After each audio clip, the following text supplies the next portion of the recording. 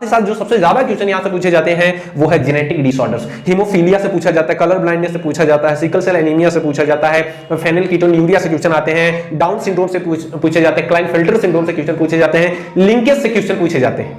ठीक है, अच्छा सर इतना बता रहे हो क्या करें भैया, कॉपी पेन निकालो नोट करो। ठीक है, वो टाइम गया जो अब कुछ भी देख के बस ऐसे कर दिया, नहीं। Hello everyone, welcome back to another video. जी हाँ बच्चों, आज हम जानेंगे कि महाराष्ट्र बोर्ड का जो एचएससी का एग्जाम होना है 2022 में, उसमें जो बायोलॉजी सब्जेक्ट है उसके चैप्टर वाइज वेटेज क्या होने वाली है, किस पर्टिकुलर चैप्टर से कितने मार्क्स के क्वेश्चन पूछे जाएंगे, साथ ही साथ किन चैप्टर्स पर आपको ज्यादा फोकस करना है जिससे कि आप अपने बोर्ड के एग्जाम में ज्यादा से ज्यादा मार्क्स गेन कर सकें। तो चलिए स्टार्ट करते हैं, बट उससे पहले अगर आप फर्स्ट टाइम हमारे चैनल पर विजिट कर रहे हैं तो हमारे चैनल को सब्सक्राइब करें, लाइक करें और ज्यादा से ज्यादा शेयर करें। और इस वीडियो के बाद मैं आपको चैप्टर वाइज वेटेज, किस पर्टिकुलर चैप्टर से कौन कौन से टॉपिक हैं जिनसे ज्यादा क्वेश्चन पूछे जाते हैं, वो भी सारी चीजें मैं आपको प्रोवाइड करूंगा। साथ ही साथ मैं आपको रिवीजन स्ट्रेटजी बताने वाला हूं और नोट्स भी आपको सारी चीजें फ्री ऑफ कॉस्ट प्रोवाइड की जाएंगी। ठीक है, और उस पर मेरा काम चल रहा है। ठीक है, तो कुछ दिन में क्या होगा, वन शॉट वीडियो आ जाएंगे, 3 आवर्स 2 आवर्स में क्या करेंगे, हम एक चैप्टर कंप्लीट कर लेंगे। ठीक है, तो प्लीज चैनल को जल्दी से जल्दी सब्सक्राइब कर दीजिए। फिलहाल चलिए देख लेते हैं किस चैप्टर की कितनी वैल्यू है। ठीक है, और किन चैप्टर्स को हमें ज्यादा फोकस करना चाहिए। आइए देखते हैं बच्चों। फर्स्ट ऑफ ऑल जो हमारे चैप्टर्स हैं, टोटल हमारे बायोलॉजी में 15 चैप्टर हैं, तो क्या हमें 15 चैप्टर को रट जाना चाहिए?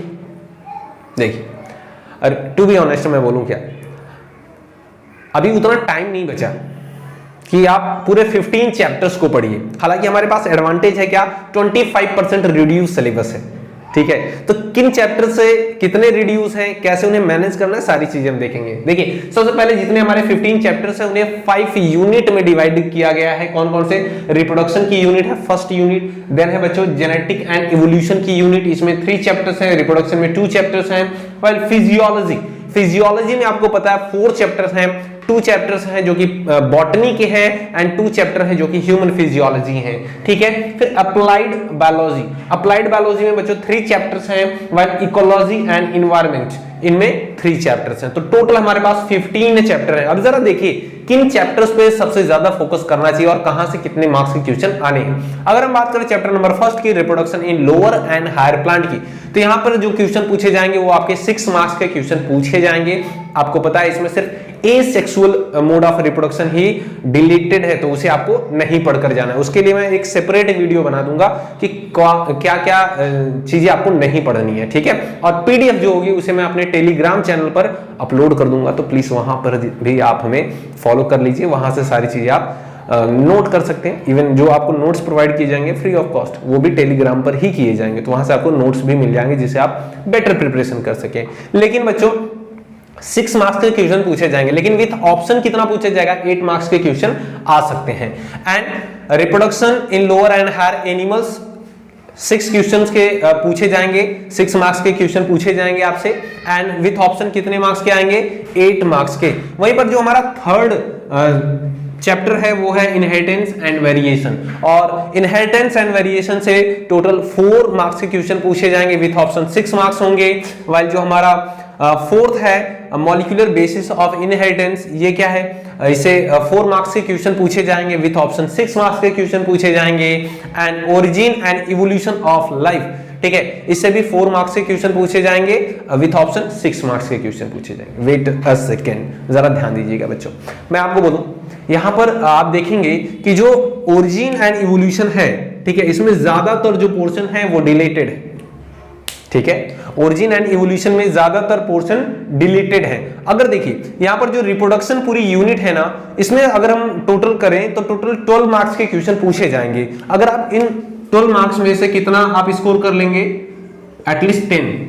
बड़े ही इजी चैप्टर है। देखिए इजी क्यों मैं बोल रहा हूं, जरा समझिएगा। Total chapter number 1 and chapter number 2 total diagram based, यहां से ये पूरा जो सिलेबस है, ये पूरा चैप्टर ये डायग्राम बेस्ड है। अगर आपको डायग्राम समझ में आता है तो पूरा चैप्टर आप एक्सप्लेन कर लेंगे। और एक चीज मैं आपसे बोलूंगा, कभी भी आप रिप्रोडक्शन को पढ़िएगा तो पहले प्लांट रिप्रोडक्शन को पढ़िएगा, देन आफ्टर ह्यूमन रिप्रोडक्शन को पढ़िएगा, और इन दोनों चैप्टर को साथ में पढ़िएगा। हाँ, क्योंकि रिलेशन है, आप रिलेट कर पाएंगे सारी चीजों को। ठीक है, हाँ, कॉन्सेप्ट जो होते हैं वो बिल्डअप होते हैं अगर आप इन्हें साथ में पढ़ते हैं, ठीक है, क्योंकि जो रिप्रोडक्शन यूनिट है उसे आप कंपैरिजन भी कर सकते हैं, ठीक है, तो काफी अच्छे हैं। अगर आपको सारी चीजें पता है, आपको एंथर का स्ट्रक्चर पता है, फ्लावर का स्ट्रक्चर पता है, एंड्रोसियम, गाइनोसियम, बाकी सारी चीजें पता है, आपको पता है कि ओव्यूल क्या होता है, किस पार्ट को हम क्या कहते हैं, फर्टिलाइजेशन क्या होता है, डबल फर्टिलाइजेशन क्या होता है, एंटीपोडल सेल क्या होती है, पॉलन पिस्टल इंटरेक्शन क्या होता है। आप देखिए बस डायग्राम आपको समझना है, पूरा चैप्टर एक्सप्लेन हो जाएगा। वही अगर हम बात करें ह्यूमन रिप्रोडक्शन की, ठीक है, जिसे हम लोअर एंड हायर एनिमल्स में रिप्रोडक्शन कहते हैं, तो अगर आपको पता है कि मेल रिप्रोडक्टिव पार्ट क्या होते हैं, मेल ग्लैंड्स क्या होती हैं, ट्रैक क्या होता है स्पर्म का, ठीक है, एंड एक्सटर्नल जेनेटिलिया क्या होते हैं, फीमेल रिप्रोडक्टिव ट्रैक क्या होता है, उसमें कौन कौन से ऑर्गन प्रेजेंट होते हैं, कौन कौन सी ग्लैंड प्रेजेंट होती है, मेमोरी ग्लैंड क्या होता है, मेंस्ट्रुअल साइकिल क्या होता है, फर्टिलाइजेशन कैसा होता है, structure of ovum, structure of sperm, ये सारी चीजें याद है भाई, सब कुछ है, तुम्हें पता है। पूरा चैप्टर कंप्लीट हो जाएगा, बस आपको क्या करना है, डायग्राम में पढ़ने हैं, डायग्राम को समझ लेना है। बात समझ में आई?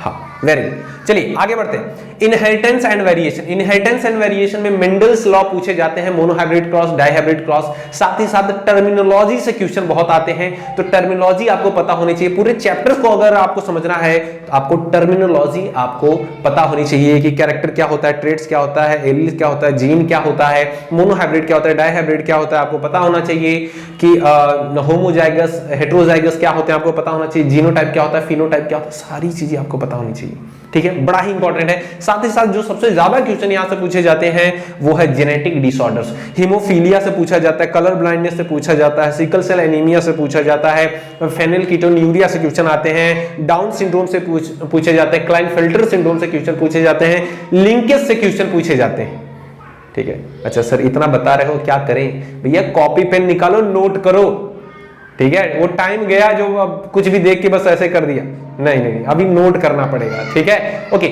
और मैं अलग से वीडियो बना दूंगा आपको कि हर एक चैप्टर में कौन कौन से हाइलाइटेड पॉइंट्स हैं जो कि जहां से क्वेश्चन पूछे जाते हैं, ठीक है। आइए आगे बढ़ते हैं। मॉलिक्यूलर बेसिस ऑफ इनहेरिटेंस की अगर हम बात करें, मॉलिक्यूलर बेसिस ऑफ इनहेरिटेंस में देखिए पहली चीज एक्सपेरिमेंट ऑन डीएनए, ठीक है, डीएनए की डिस्कवरी के लिए जो जो एक्सपेरिमेंट हुए, चाहे ग्रिफिथ एक्सपेरिमेंट हुआ, चाहे अवेरी मैक्लियोड मैककार्टी, चाहे हर्सी एंड चैज एक्सपेरिमेंट, ये तीनों ही इंपॉर्टेंट हैं। साथ ही साथ central dogma, replication, transcription, translation बहुत ही इंपॉर्टेंट है, जेनेटिक कोड बहुत इंपॉर्टेंट है, लैक ओपेरॉन काफी इंपॉर्टेंट है, ठीक है, और डीएनए फिंगरप्रिंटिंग, इतना पढ़ लिया चैप्टर खत्म। बात समझ में आई क्या? हाँ, आगे चलिए बच्चों, यहां पर देखिए ओरिजिन एंड इवोल्यूशन में मैंने बताया कि ज्यादातर पोर्शन क्या है, डिलीटेड है, डार्विनिज्म, लैमार्किनिज्म, सारी चीजें डिलीटेड है। क्या याद करनी है आपको?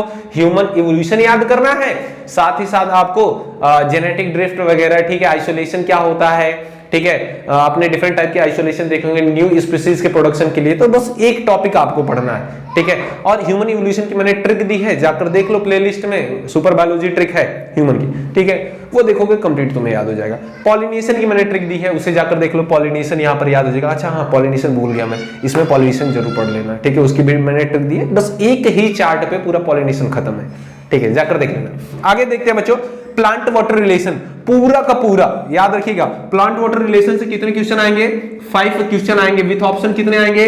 7 क्वेश्चन आएंगे बच्चों। पूरा का पूरा चैप्टर ही डिलीटेड है, बस एक पॉइंट आपको पढ़ना है, क्या? रूट का स्ट्रक्चर देख लेना बेटा, रूट का स्ट्रक्चर पढ़ लेना, और फिर आपको मिलेगा कैपिलरी वाटर, हाइग्रोस्कोपिक वाटर, ठीक है, कंबाइंड वाटर, ठीक है, ऐसे 4 वाटर होते हैं, बस वही पढ़ना है। वाटर एब्जॉर्प्शन कैसे होता है, कौन सा वाटर जो होता है वो प्लांट के ऑब्जॉर्प्शन के लिए अवेलेबल होता है, तो कैपिलरी वाटर होता है, बाकी सब कैसे होते हैं, वो नॉन एब्जॉर्बेबल वाटर होते हैं, ठीक है, बस उतना ही पढ़ना है, ठीक है। आगे बढ़ते हैं, plant growth and mineral nutrition, बच्चों ये भी काफी डिलीटेड पोर्शन है, इसमें सिर्फ आपको क्या पढ़ना है, क्या पढ़ना है आपको? प्लांट हार्मोन, क्या पढ़ना है?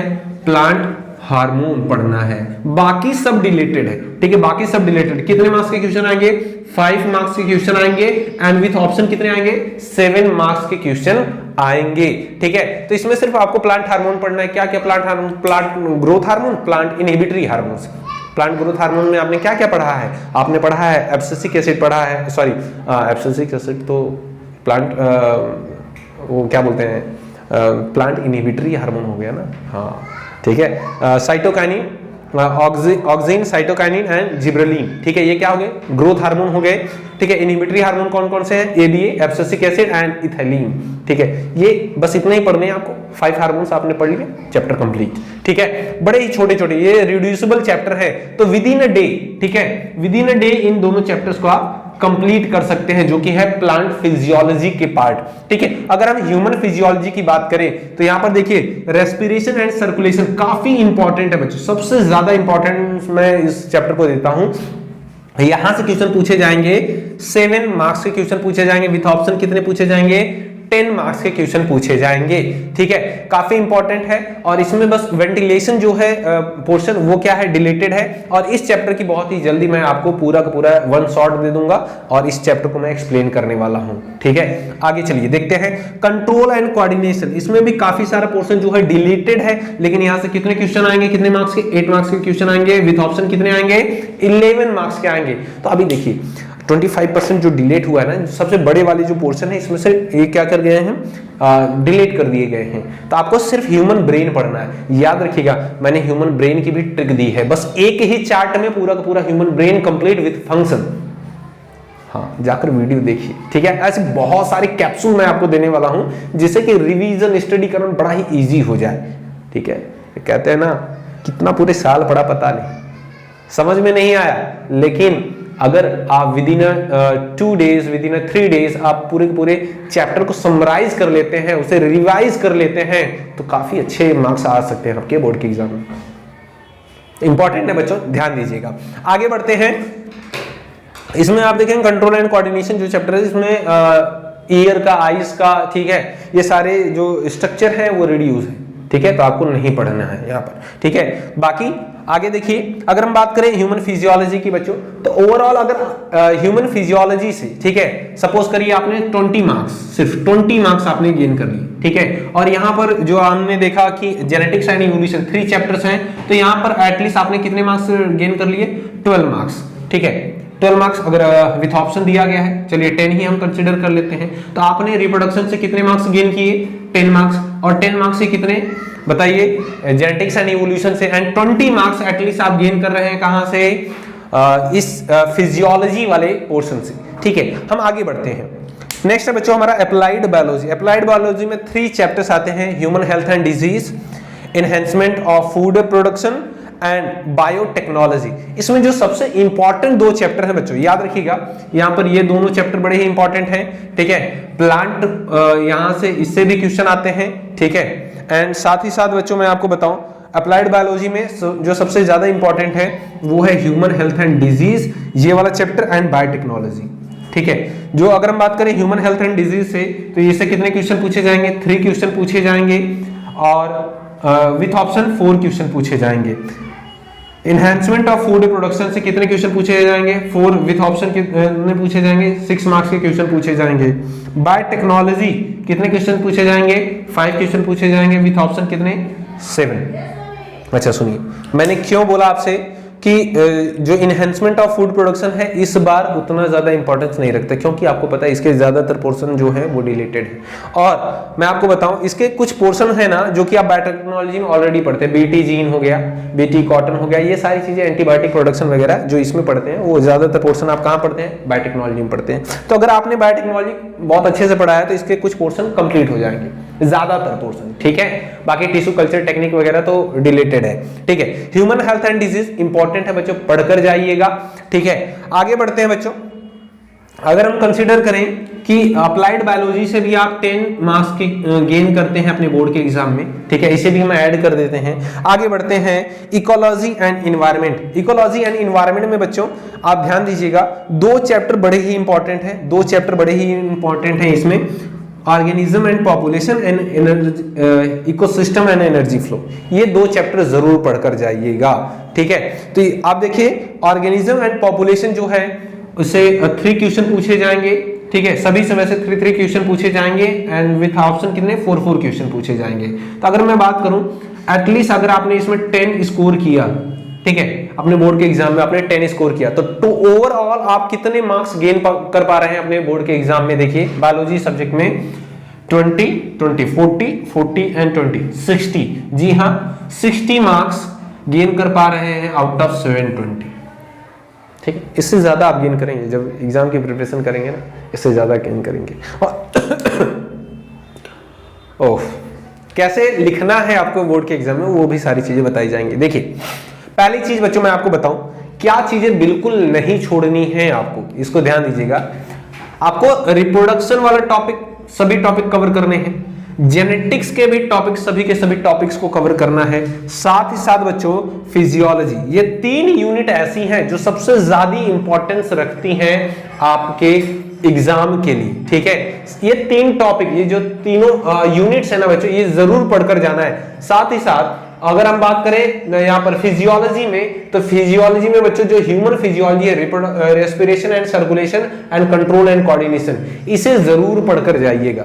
ठीक है, बहुत ही ज्यादा इंपॉर्टेंट है। तो कुल मिला जुला कर, ठीक है, ये 3 हाँ ठीक है, ये 3 जो आप देख रहे हैं यूनिट्स, ये काफी इंपॉर्टेंट है, इन्हें जरूर पढ़कर जाएगा और इन पर सबसे ज्यादा फोकस होना चाहिए आपका। ठीक है, फिर यहाँ पर कुछ चैप्टर मैंने स्टार बनाए हैं, इन चैप्टर्स को जरूर आपको पढ़ के जाना चाहिए। लाइक कंट्रोल एंड कोऑर्डिनेशन तो हो गया, ह्यूमन हेल्थ एंड डिजीज हो गया, बायोटेक्नोलॉजी हो गया, organism and population and ecosystem and energy flow.